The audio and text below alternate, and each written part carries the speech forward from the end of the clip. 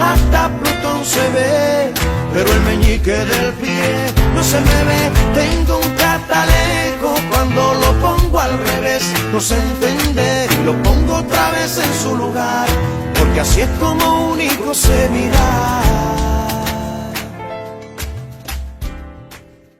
¿Qué tal? ¿Cómo están? Bienvenidas y bienvenidos a una nueva emisión de Catalejo, como siempre, por Televisión Regional, canal 19 de Cablevisión y 6 en su versión digital, y por el diario digital Conclusión, transitando nuestra segunda temporada, tratando de acercar la realidad para poder interpelarla en profundidad, como siempre, con un debate cuidado, complejizado, como nos gusta a nosotros. Hoy sentaditos los dos, ya cambiamos un poquito de formato como para variar en esta coyuntura pandémica que por ahí siempre nos muestra lo mismo. ¿Cómo estás, Ale? Bien, sí, se la Estaba ve, pensando bien. lo mismo, que uno dentro de lo que siempre, de la rutina que hacemos siempre, más o menos lo mismo en casa, en el trabajo, bueno, hoy cambiamos, nos sentamos Hay que romper con la rutina. hay que romper por lo menos, aunque sean pequeñas cosas, a uno lo cambia. Sin duda, por lo menos para que la cabeza cambie un poquito, ¿no? Exactamente. Que vaya por otra colectora, Sí, no sí. por la de siempre.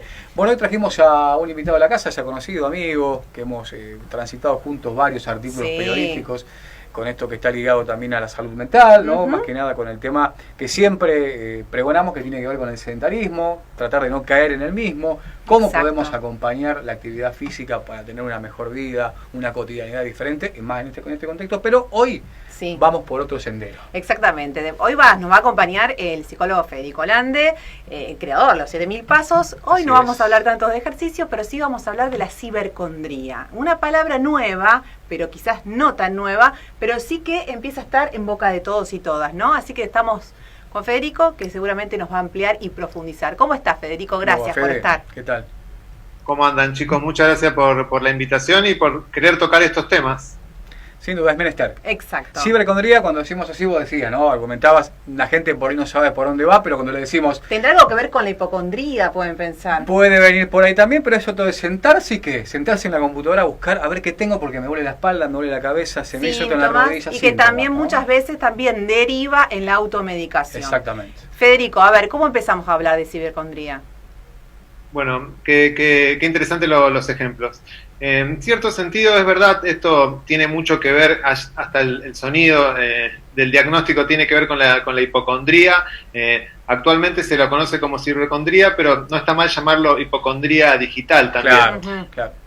Claro, forma parte de una disciplina muy más amplia que intenta explicar estas interacciones entre nosotros, los seres humanos, y las máquinas, las computadoras.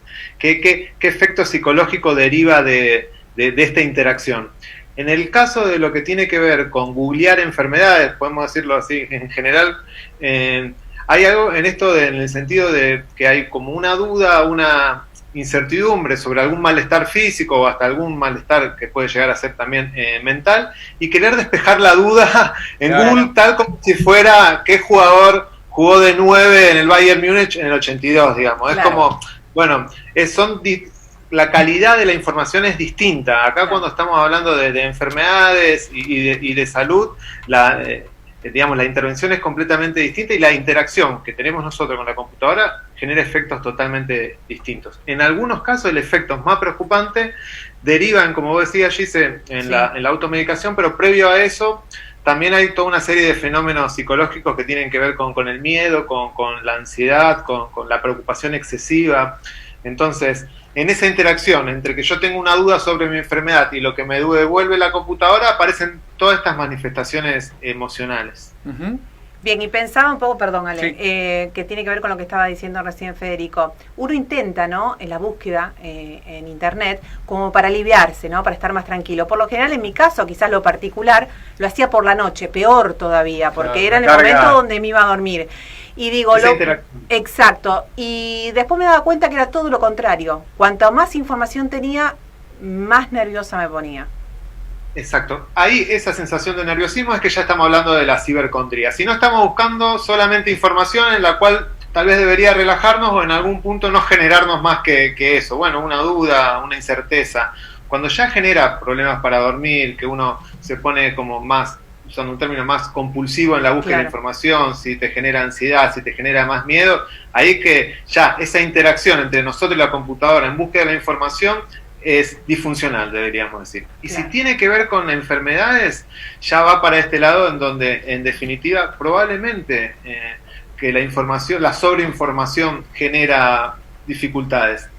Este es el caso típico para entender que de alguna manera también estamos como sobreinformados sobre muchas cosas. Está muy bien en algunos casos, pero en lo que respecta a las inseguridades propias de los problemas médicos y de salud en general, tiene que ser guiado, digamos, Claro. sea lo que sea. Por eso la interacción entre los profesionales y los pacientes, hay que dedicarle un tiempo a la clínica en esto de explicarle al paciente, de última, dónde buscar la información o cómo seleccionarla. A ustedes les puede pasar con otros periodistas, con colegas, ¿de dónde sacaste esa información? ¿Quién te la dijo? ¿Cuál es tu fuente? En esto es fundamental la guía de un profesional. Por eso antes hablábamos, Gise, de que vos confías en un médico, y si confías en el médico no te hace falta buscar más información. Claro. Ya con lo que el médico te dijo estuvo ok. Ahora, si el médico no te fue claro, si el médico no tenés un médico de confianza, un médico de cabecera, si la entrevista duró 3 minutos, nadie te dijo lo que vos tenías, evidentemente todo ese caudal de información genera incertidumbre, y es normal que uno quiera ir a buscar la información. Claro. ¿Me explico? Es como Sí. una tendencia. Sí, aparte, Normal. volviendo a lo que marcaba Fede, que tiene con esto del archivo, uno busca a ver Central Táchira, a ver cómo formó Central Táchira en el 87, ponele.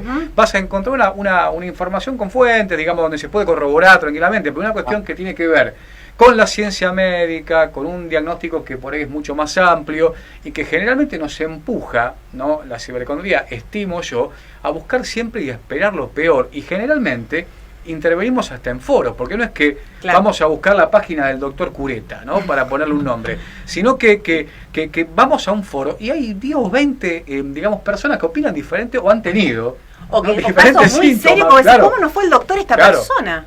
Es bravo. Exactamente.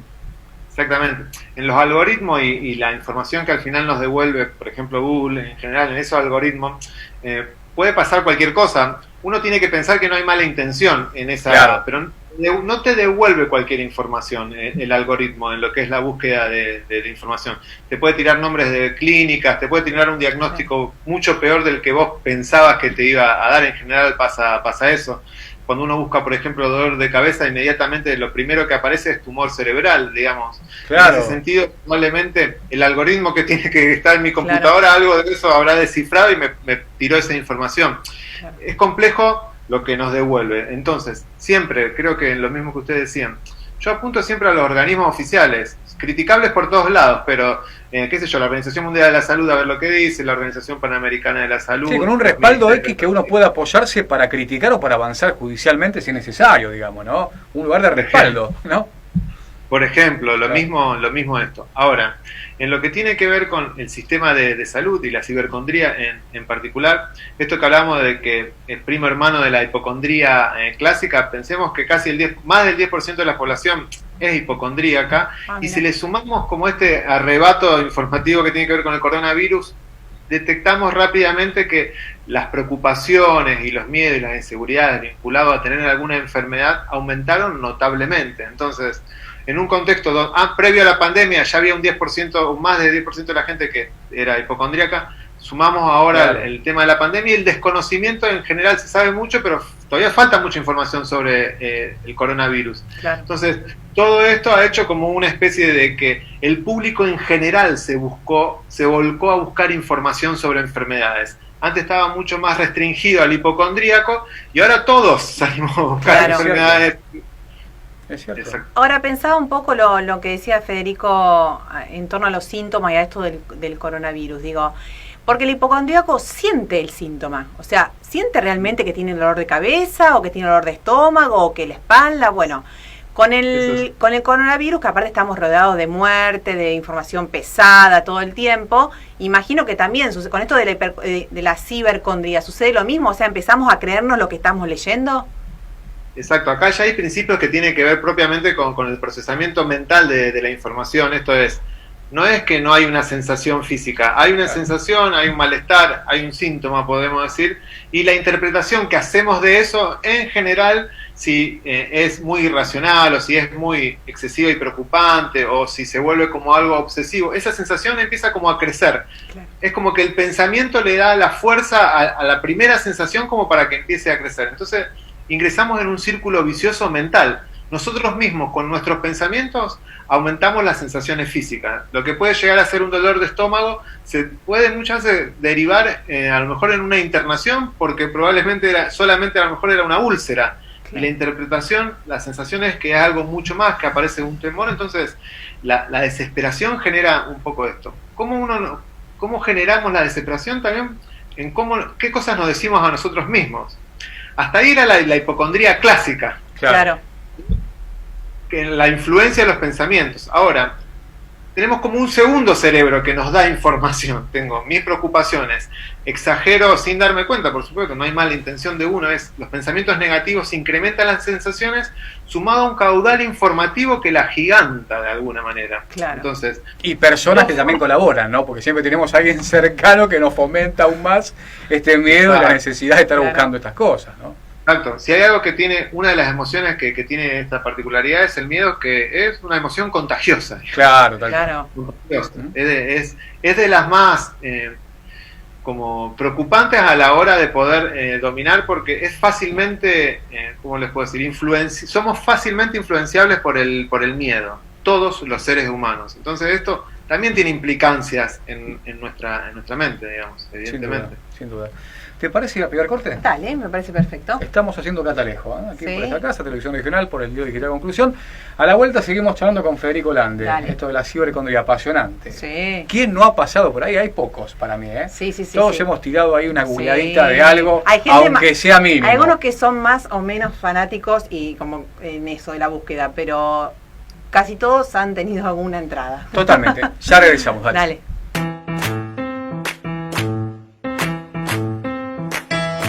Ahora los guapos ya saben de leyes, incluso luego de aplicar incisiones, cómo treparse en los procedimientos, cómo saltar y evitar sanciones. Las prostitutas saben de economía, de urología y de medicamentos, la burocracia de psicología. En Echesortu, Maxi Mercado Family. Fiambres, conservas, congelados, galletitas, gran variedad de vinos y cervezas, artículos de limpieza. Abierto todos los días del año. Lunes a sábados de 9 a 20 horas, domingos y feriados de 10 a 14. Maxi Mercado Family. San Nicolás, 1220. Consejo Municipal de Rosario. Escuchar. Dialogar. Proponer. Legislar. Un consejo en movimiento.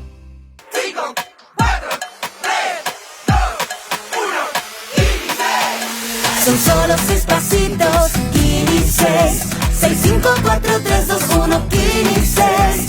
Son solo 6 pasitos. A la suerte hay que ayudarla. Con el Kini estás a 6 pasos de tus sueños. ¿Qué esperás para cumplirlos? 6, 5, 4, 3, 2, 1, Kini 6.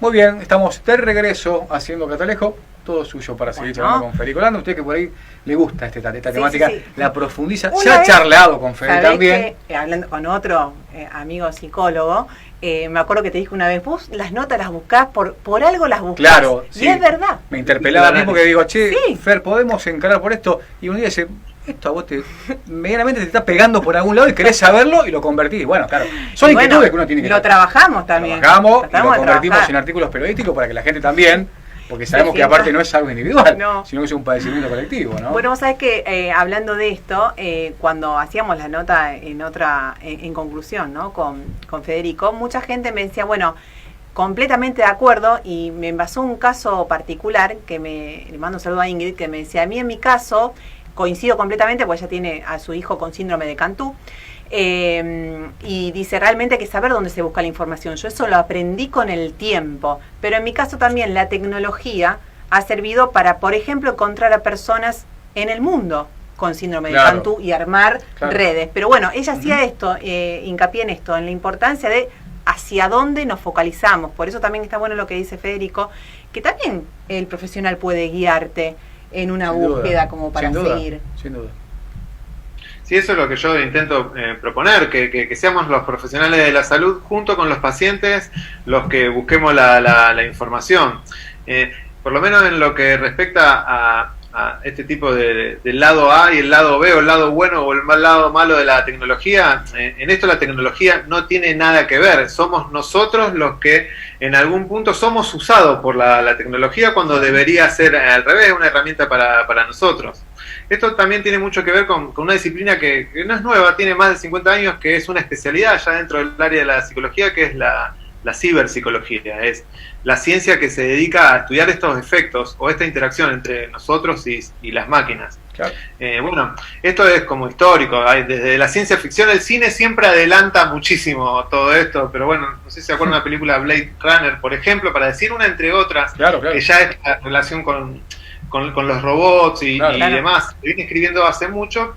Lo que pasa es que se tornó como una disciplina con identidad propia. Los efectos que la tecnología genera en nosotros nunca antes fueron de esta magnitud, digamos, toma a la población en general. Y la cibercondría es uno de los tantos efectos que se van notando que tiene que ver con la interacción, insisto, entre nosotros y en este caso las máquinas. Tal cual, Otra que también muy podemos, que tiene que ver con te interrumpo 2 segundos, claro. no, podemos emparentarlo Sí. con el tema también de la hiperconexión, también que uno tiene, Claro. digamos, hoy por hoy, antes era más difícil volcarte a una página, a un buscador digital, y hoy por hoy tenés el teléfono en la mano, ¿no? Lo agarrás el teléfono y con 2 movimientos estás ya sabiendo qué tenés. Sí, y esa cuestión de esa celeridad, ¿no? De esa inmediatez que también te lleva, ¿no? a una compulsión en un cierto punto.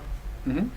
Exacto, ahí tocaron el tema del celular que estábamos hablando justo. No son las máquinas. El efecto que tenemos en relación a los celulares también son algo totalmente novedoso.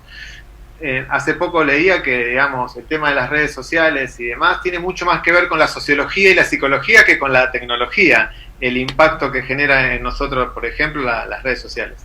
Y tener otro cerebro en nuestra mano, en lo cual tenemos un acceso directo a la información, no es un tema menor, es como... También, nuevamente, hay otra psicología que está funcionando, ahí. Entonces, estamos como intentando entender algo que está pasando en el momento que cambió, chicos, radicalmente la forma de entender la psicología. No sabemos hacia dónde va. Tal cual. No son los mismos adolescentes hoy que eran hace, chicos, 10 años. No es que estamos hablando como era antes, el adolescente de hace 30, 40. Es totalmente distinto. Lo mismo las infancias. Son totalmente distintos. La vejez, la adultez.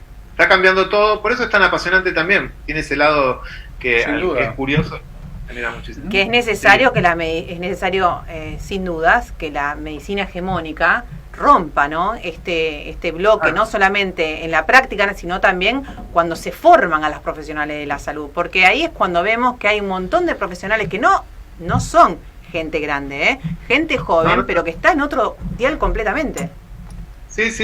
Bueno, cada institución, cada instituto, te diría, tiene su forma de formar a los profesionales. No soy quien yo para criticarlo. Y que creo que existe esto y demanda una formación especial. Pero bueno, como también, por ejemplo, voy a tirar un tema, la medicina reproductiva. Sí, no, en toda la medicina, totalmente. Claro. Tenemos en la medicina reproductiva, en toda la medicina en general, donde a veces esa medicina hegemónica tira cosas que están muy desactualizadas, pero recontra desactualizadas. Puedo hablar de lo que tenga que ver con el nacimiento, con el amamantamiento, bueno. Pero que al mercado le sirve, digamos. Claro, con la industria alimenticia, ¿no? Que es un gran negocio también. No lo vamos a meter adelante a analizar esto, pero digamos, todo está concatenado, claro. ¿No? Todo es, hay tentáculos por todos lados que nos sirve, por lo menos, de anclaje para poder perfeccionar o complejizar ciertos debates. En esto que marcaba Fede, de que claro, que hay que ir modernizándose porque, sinceramente, él decía de 10 años para atrás. Yo creo que año tras año también, ¿no? Vamos viendo cómo las tecnologías avanzan, que nuestros pibes, por ahí pibas, también no sabemos cómo abordarlo, porque es la misma tecnología la que empieza a generar un desacople subjetivo que uno no sabe cómo tratarlo. Antes, cuando vos llegabas tarde de jugar la pelota, penitencia al otro día. Que no significa que haya sido lo correcto. No hablo de lo correcto, estoy hablando de cómo tratamos, pero bueno, servía o no servía. Pero te dejaban seguir a jugar otro día. Ahora es prácticamente inmanejable, porque los chicos no tienen cómo o qué hacer. Y el tema de que no sé, si no prescinden de esto, ¿no? Claro, y aparte el tema del aburrimiento también entra ahí, ¿no? Como que no conocen la palabra aburrirse. Exacto, es, bueno, una nueva psicología, Claro, siguiendo la línea. En lo que respecta al trabajo en esto, por ejemplo, de este vínculo, yo por suerte, como usted lo decían, lo toco, el tema de los 7000 pasos, que es una forma que yo pude entender también de la interacción nuestra con el celular, y esa forma que encontrar la motivación en tu interacción con el celular, claro, a la hora de medir tus pasos, es como otra forma de entender la ciberpsicología, y ese es el lado más lindo, digamos, claro, que esto te sirva para ir hacia la salud. Tal vez es medio sonso medir tus pasos diarios, pero ahí también hay una máquina que te da un feed y te está dando información que es de interés para vos. Exacto. Totalmente. Claro.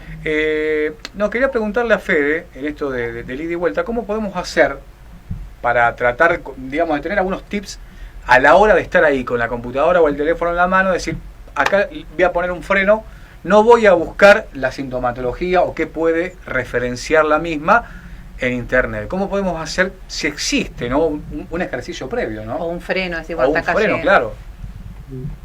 A mí me gusta plantear lo que nos pasa por lo menos a mis colegas en el consultorio, que es la guía nuestra en lo que es la salud mental. Es distinto también tal vez a la salud física. La información también es bastante pesada, el tema de los psicofármacos. Bueno, esto viene de la mano de la lectura de los prospectos, por ejemplo, clásicamente, que antes uno tomaba una medicación y el hipocondríaco tendía a buscar en el prospecto la información. Yo también leo eso de los medicamentos. No, que debe ser una patología de la mayoría, no se sienta No, ojo que también abrumada. a veces, no, pará, porque quiero salvarme también en cierto caso. A veces los médicos te dan unas raciones muy muy grandes y uno trata de Es probable. Exacto, pero volvemos a la interacción, Claro. triángulo que se genera entre las máquinas, el médico y nosotros, digamos. Claro. Lo primero que yo sugiero siempre es, si no guío yo, que sea un colega que guíe o el médico en donde el paciente haya consultado. Nos vamos muchas veces, y me incluyo, con muy poca información de parte del sistema de salud. No nos dice nada. Tenés como, qué sé yo, este problema en la rodilla, tomate esto, vení en 15 días. Esa no es información suficiente. Claro. O venite de acá 2 meses a hacerte una resonancia, una placa, y en esos 2 meses vos estás maquinando. Claro. ¿No? Porque Exacto. el dolor no afloja. Y esa falta de información la tenés. Exactamente. Entonces, que creo que yo en ese triángulo que podemos pensar entre las máquinas, nosotros y los profesionales de salud, está una de las claves. Por otro lado, si esto se vuelve incontrolable, si de alguna manera la búsqueda de información ya el que la hace la siente excesiva, probablemente haya un problema. Sobre todo el exceso se ve porque al final lo que tiende a calmarnos termina como generando 2 emociones muy básicas, que son la ansiedad y el estrés, digamos. Claro. Esos miedos bien vinculados a la búsqueda de información. Y para mí lo último, como que en algún punto también es bastante importante, necesitamos que haya más colegas, como decíamos antes, que nos formemos en esto, como que, bueno, es una forma distinta de manejar la información vinculada a la salud y a la salud mental. Ustedes están como acostumbrados a la búsqueda de información. En lo que respecta a mi disciplina, esto es totalmente nuevo. Claro. Sí. Hay que innovar. Hay que innovar, exactamente. Hay que innovar. ¿Te queda una última? Pensaba un poco, sí, como para cerrar. Los índices de automedicación con el uso de la tecnología es muy alto, ¿no? Existen, busco y me medico. 4%, exactamente. No vimos toda la escena, pero este sería uno de los puntos, digamos, una de las llegadas a la ciberhipocondría, que tiene que ver con la automedicación. Claro, una de las claves, digamos. Exactamente. Si yo ya hice un diagnóstico porque lo encontré en la compu, el siguiente paso es hacer un tratamiento. Claro, entonces tremendo. El tratamiento va a ser en sintonía a lo que se propone en la información. Y esto muchas veces, como viene acompañado de ansiedad, de miedo, insisto, otra de las formas que se encuentra es la automedicación relacionada a los ansiolíticos. Entonces, este 74% combina medicación propia de lo que es una sensación de malestar en la salud y los miedos asociados. Entonces hay un ansiolítico más el tratamiento que encuentran disponible en la web. Entonces empiezan a generarse toda una serie de dificultades vinculadas al diagnóstico, al autodiagnóstico usando la computadora, digamos. Sin duda, Totalmente. sin duda. Bueno, muy interesante. Muy interesante. Ahora vamos a buscar ahí la computadora a ver si podemos dar una jaqueca acá atrás a ver qué puede llegar. No, realmente es interesante y poder ponerlo en la agenda a estos temas que por ahí son tan comunes en el común de la gente, que cuando lo plantea dice, che, es verdad.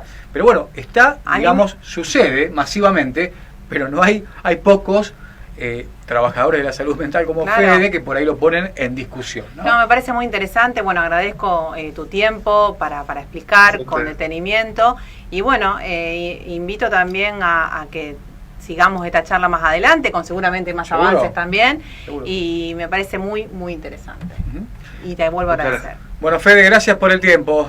Y bueno, como siempre, cerquita para seguir poniendo sobre la mesa y este eje de debate la temáticas tan importantes como tienen que ver con esto, el sedentarismo, los 7000 pasos, el tema de la cibercondría, y seguramente se vendrá otra, porque como dijo Fede, hay que seguir innovando en tiempos de un avance tecnológico que nos pone generalmente, nos deja atrás. Con una pandemia encima también. Y con una pandemia encima. No es poco.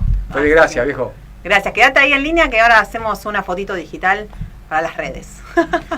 Federico Lande estuvo con nosotros, psicólogo amigo. Fabián Arias estuvo en la puesta en el aire, también en sonido, y Hernán Cabrera en lo que tiene que ver con la edición.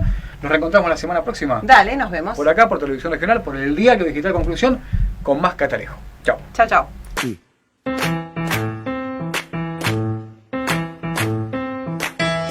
Ahora los guapos ya saben de leyes, incluso luego de aplicar incisiones, cómo treparse en los procedimientos, cómo saltar y evitar sanciones. La prostitución